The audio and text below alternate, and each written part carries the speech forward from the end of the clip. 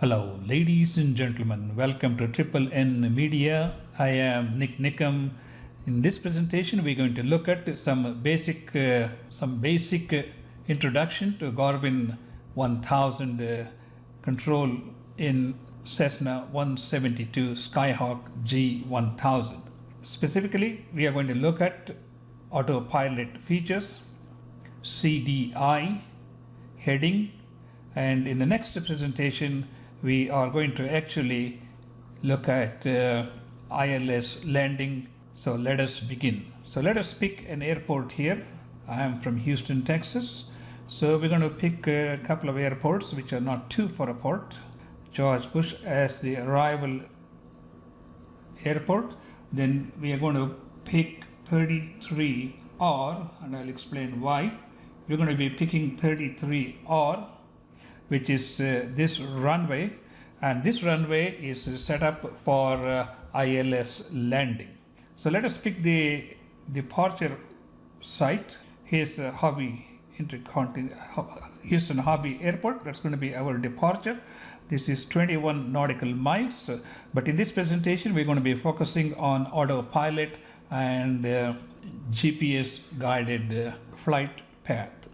Okay, we have this one set up. Very simple. Let me bring up this ILS map here.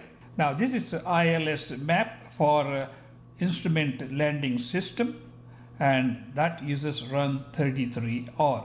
This is the radio frequency. We need to set the nav 1. I'm going to show that one in a minute, but I just wanted to show you. And here is the 33R runway in the Houston Intercontinental Airport, and this is the glide path which is going to show up here. That's going to be in the second presentation, but I wanted to sort of get you introduced. When you set up your flight plan, you want to choose a runway that has ILS landing capability so that you will be fully able to utilize the complete electronic approach to instrument landing system. Let's remember this 111.9. It is called the localizer 1, and this is the CDG. So remember this particular number. That is going to be very, very important when we get towards the Houston Intercontinental Airport just before we land. So let us first start the flight, then we will go through some basic introduction to Cessna 172 Skyhawk Garmin 1000 controls. Okay, the airport, we are here. Okay, so here we are. So this is ready. So let's try to get ready to go. Now here, before we get off the ground, I want to, this is my navigation map, which can be turned on by looking at here, VFR map. You can turn on VFR map on or off. So you'll get an idea how, and as you can see, here's our flight path, which has already been set by our selection. And here is, let me minimize this. And here's the Houston Intercontinental Airport, or IAH. Anyway, and this is Houston, and this is downtown Houston here. Let us keep that one on the side, and now let us focus on some of the knobs here. Let me bring it down a little bit. Okay, the first thing we want to focus is the volume control. This is the volume control for the radios, and we have a similar volume control for communication audio. And the next thing is this button. When I press this button, I want you to watch and see what happens to these numbers. Right now this is 110.50, and when I click this bidirectional arrow, the numbers change.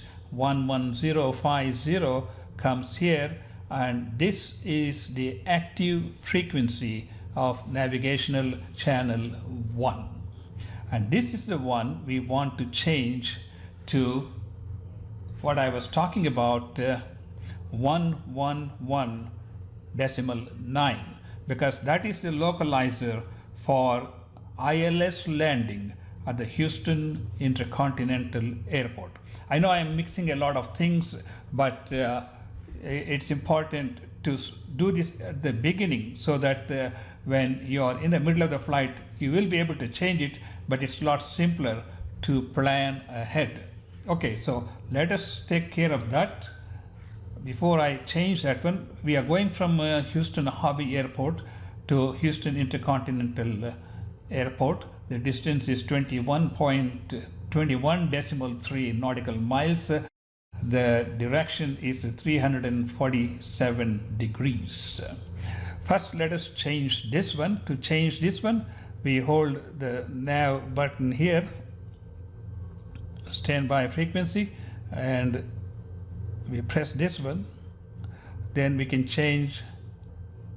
That's not what we want. Okay, let's change this one to 1 and we take the smaller nav and go to 11.9. Okay, that is our LOC1 line, but this is the standby navigational nav1 channel. So we want to switch this one to here. To do that, we simply press this one. Now we have 11.90.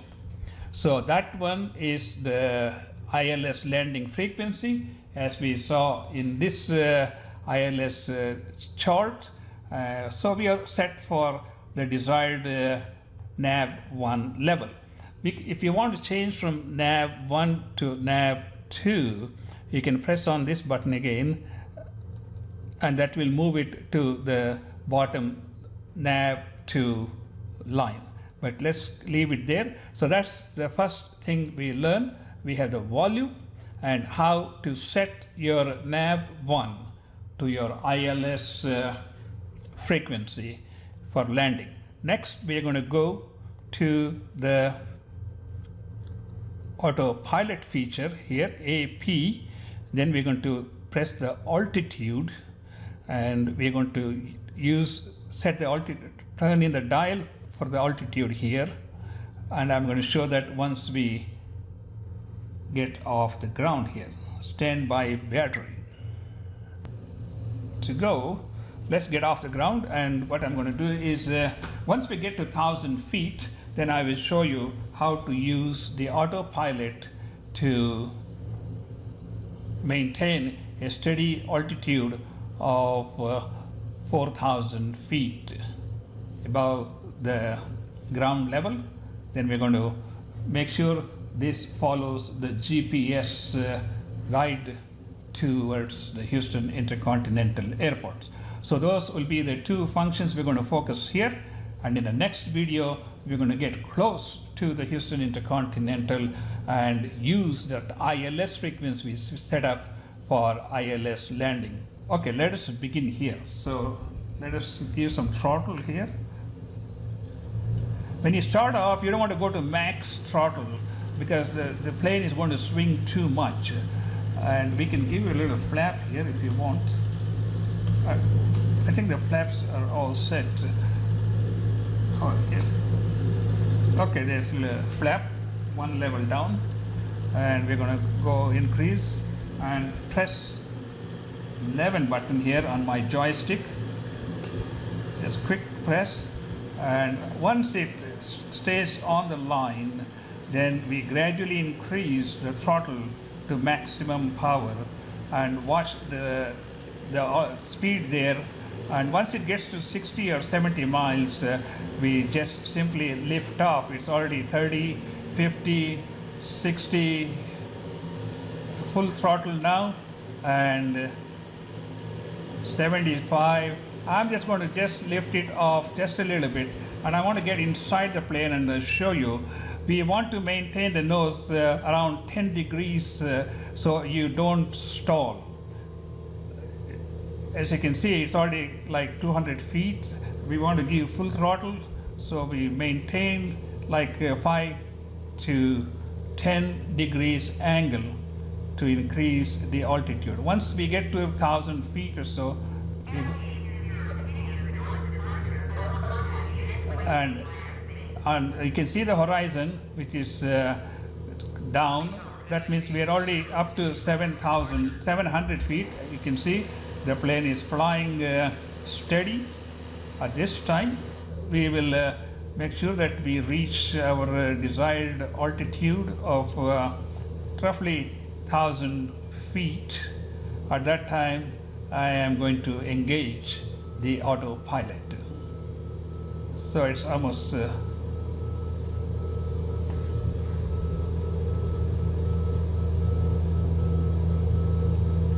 it's getting close to 1,000 feet. Okay, so we are getting close to now. What I would like to do is while holding this, I just press autopilot, and when I press autopilot, you see roll AP pitch, and just press altitude and then roll the button here. The big one rolls it like 4,300, and I can roll this one down 40 the other way. The outer knob 4,000. But still we have to press vertical speed, and you see a 0 here. Then I bring it up. Sorry. I need to get rid of this. 200, I'll give like 500. Now it will automatically maintain the climb, and I can just leave the stick, and I don't have to worry about it. As you can see, it is continuing to maintain the climbing pitch. So that's the second part we learned here. First, we learned about the navigational line, setting up the ILS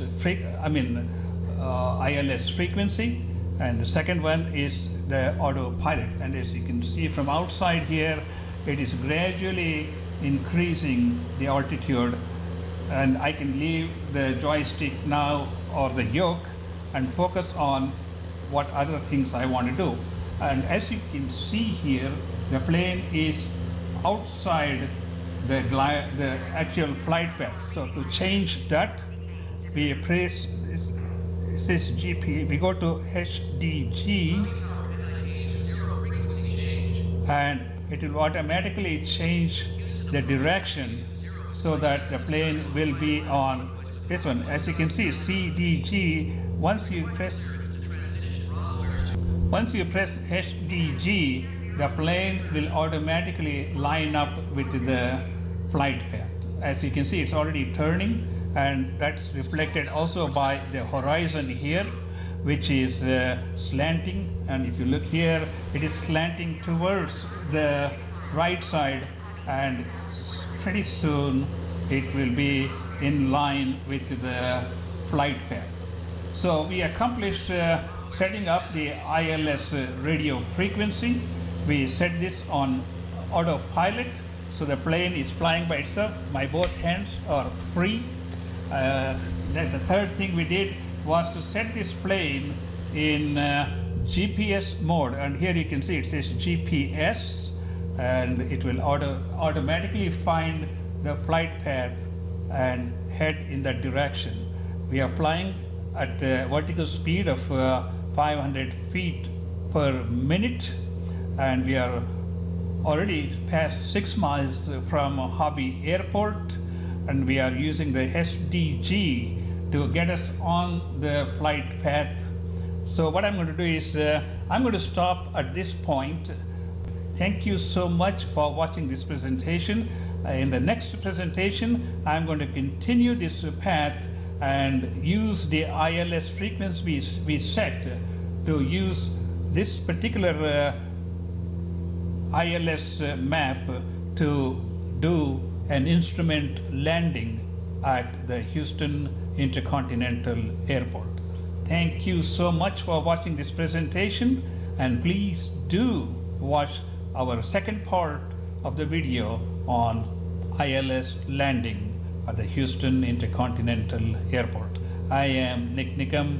Thank you so much, and please do subscribe to our YouTube channel.